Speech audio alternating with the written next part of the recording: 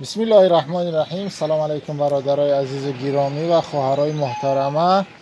قرآن ها را آوردگی میخواهیم قرآن ها را براتون کم ترک توضیح بتیم، نشان بتیم.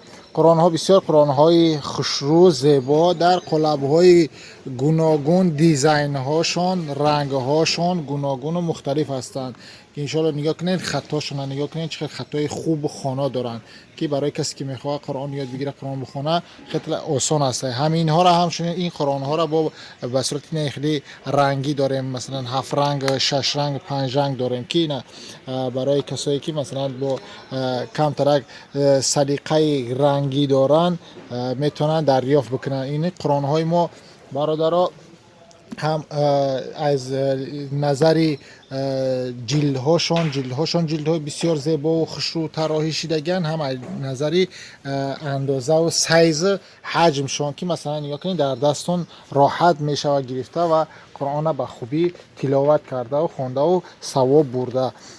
این قرآن ها در قالب های مختلف هستند. شما با ایجاد مثلا میبینید قرآن ها با ایناش جلد هاشون کمتر متفاوت‌تر است، دیگرگونتر هست. همچنین برادرها همو قرآن هامان در صورت کلانتر اینا نگاه کنین، رزمیرشون بسیار کلان خوشرو، چوب‌هاشون هم چوب‌های بسیار خوشرو هستند که شما اینها را میتونین همچون هدیه یا برای خطون خواندن خطون یا برای پدر مادر، بوبی بیبی، اینها خاله، عمه، تقایی، امکی، هر کدومی که باشه شما میتونید در قالب ها رنگ های مختلف هستن نمی‌ذارید پاکت محکم کردگی سلفند بسیار خوشرو هستند و اینها اینا در این شکلش هم هستن که رنگی هستن، مثلا این شکلش یک رنگی هستن.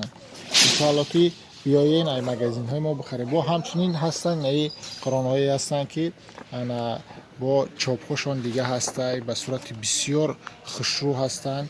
من شما نگاه کنین اینها با کیو آر کد هم دارن. کیو آر کدشون این کیو آر کد مثلا این وقتی میمونین شما تلاوت میکنه خود قرآن عربی را تلاوت میکنه قاریای مختلف و پایانش را وقتی کیو آر کد پایانش موندن شما را به زبان های مختلف ترجمه و پیرواد میکنه.